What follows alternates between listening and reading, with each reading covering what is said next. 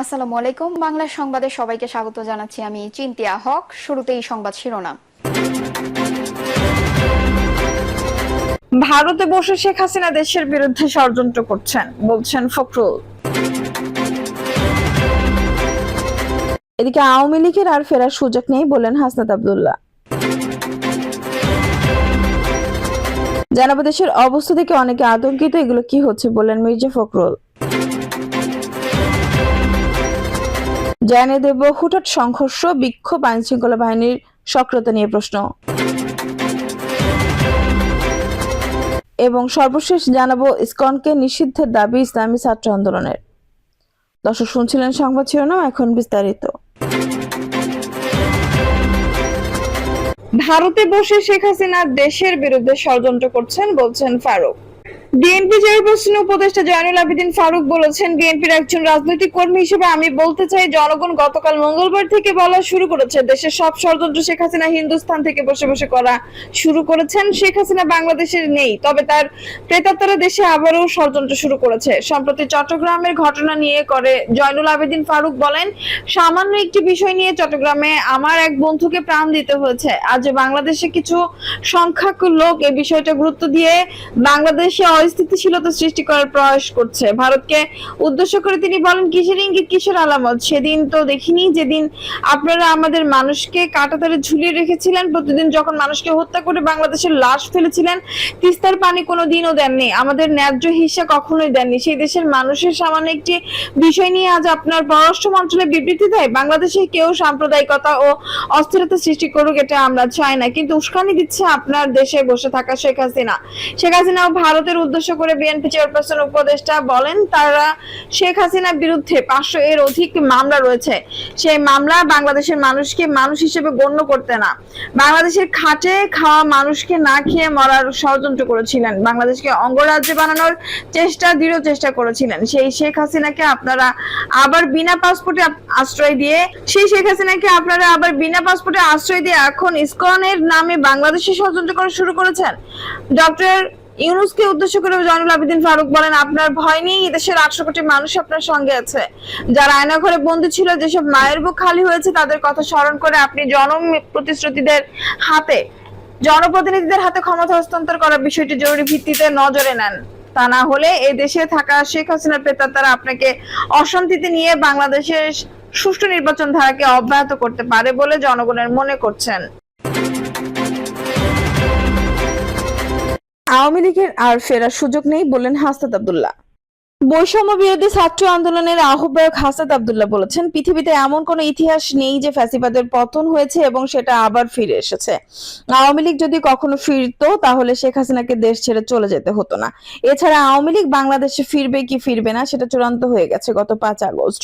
ফ্যাসিবাদ থেকে যারা উৎখাত হয়েছে তারা ক্রমে ইতিহাসে নিগৃহীত হয়েছে। আওয়ামী লীগের পরিণতিও একই হবে। জার্মানি ও ইতালির উদাহরণ দিয়ে হাসনাত আব্দুল্লাহ বলেন, পৃথিবীতে নৎসি পার্টি ও মুসোলিনি পার্টি যে ক্যাটাগরির, এই ফ্যাসিবাদী আওয়ামী লীগও সেই ক্যাটাগরির। বাংলাদেশ আওয়ামী লীগের বিচার নিশ্চিত হওয়ার পূর্বে বা পরে আর কোনোভাবেই ফেরার সুযোগ নেই।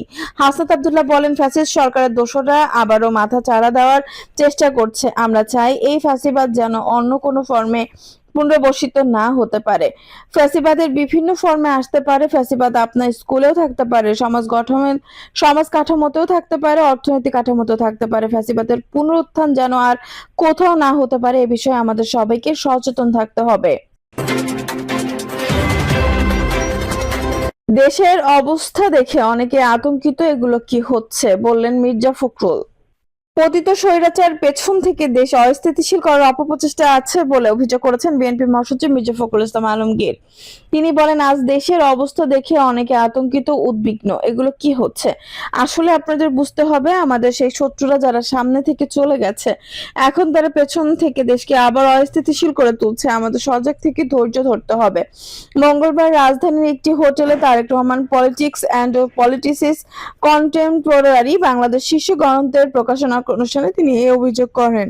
লেখক মোহাম্মদ জয়নুল আবেদিন গ্রন্থটি প্রকাশ করেছেন নিউ ইয়র্কের উডব্রেস। 571 পৃষ্ঠার এই বইয়ে বিএনপির ভারপ্রাপ্ত চেয়ারম্যান তারেক রহমানের জীবন কর্ম রাজনীতির নানা দিক তুলে ধরা হয়েছে। বিএনপি মহাসচিব বলেন, এই সরকার ব্যর্থ হলে অভ্যুত্থান ব্যর্থ হয়ে যাবে, বিপ্লব ব্যর্থ হয়ে যাবে। আমরা আবার সেই অন্ধকারে চলে যাব, তাই আমাদের অন্তর্বর্তী সরকারকে সহযোগিতা করতে হবে। তিনি বলেন, সংবাদপত্রের উপর স্বাধীন মত প্রকাশের উপর আঘাত শুরু হয়েছে, যার জন্য আমরা সবসময় সংগ্রাম করেছি, লড়াই করেছি। 2001 সালে খালেদা জিয়া ক্ষমতায় আসার পর তিনি প্রথম সংবাদপত্রকে মুক্ত করেছিলেন। সংবাদপত্র সবচেয়ে বেশি স্বাধীনতা ভোগ করেছে বিএনপির সময়ে।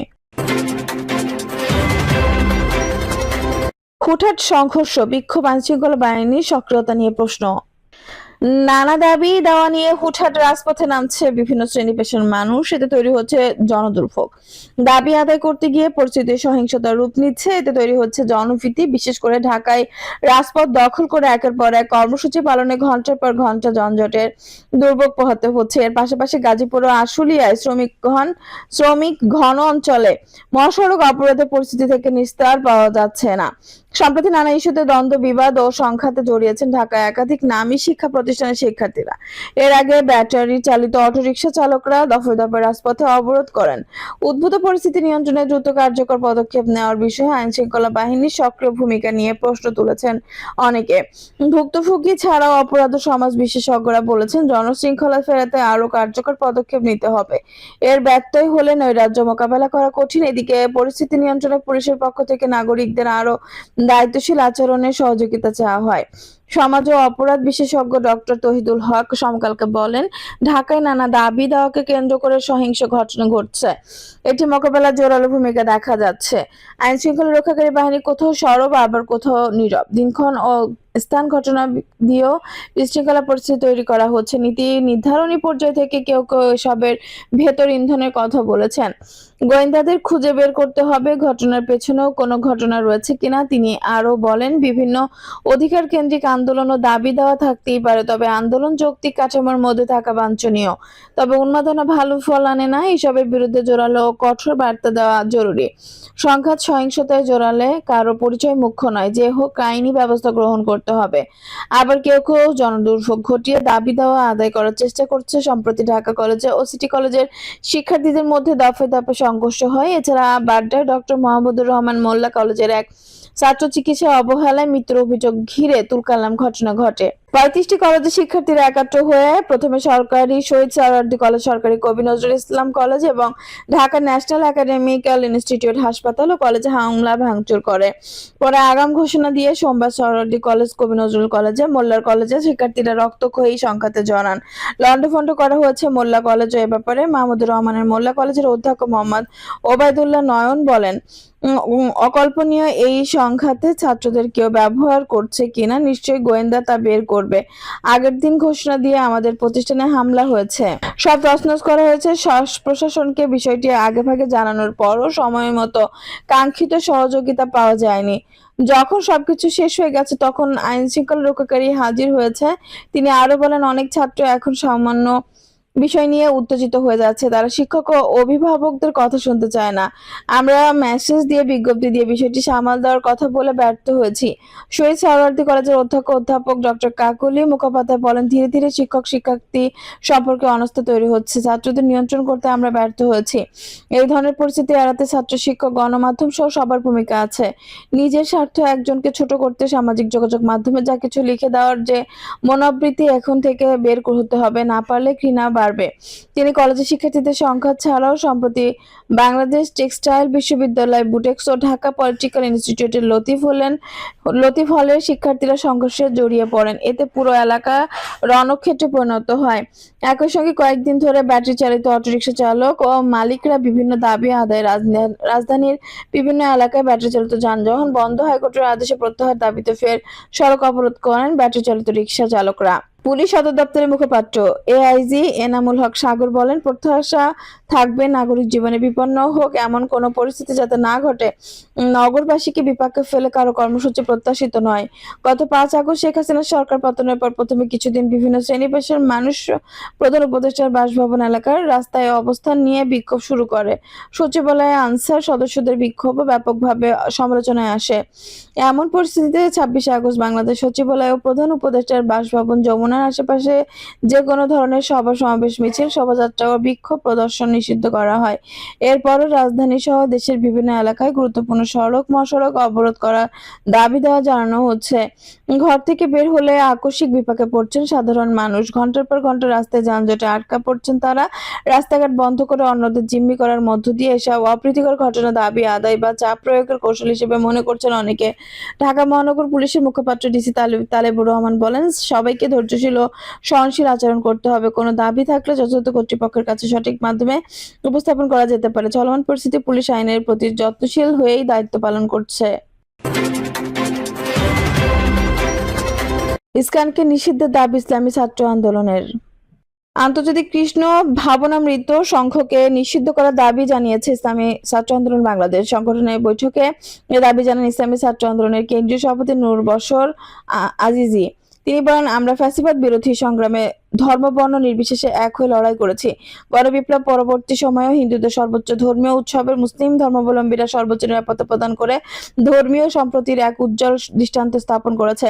অথচ আজ প্রকাশ্য দিবালোকে অস্ত্রের মহড়া দিয়ে আদালত পাড়ায় অ্যাডভোকেট সাইফুল ইসলাম আলিফকে পরিকল্পিতভাবে পৈশাচিক কায়দায় হত্যা, মসজিদ ভাঙচুর ও মুসল্লিদের উপর হামলা চালিয়ে ইসকন নিজেদের সন্ত্রাসী সংগঠন হিসেবে আবারও প্রমাণ করেছে।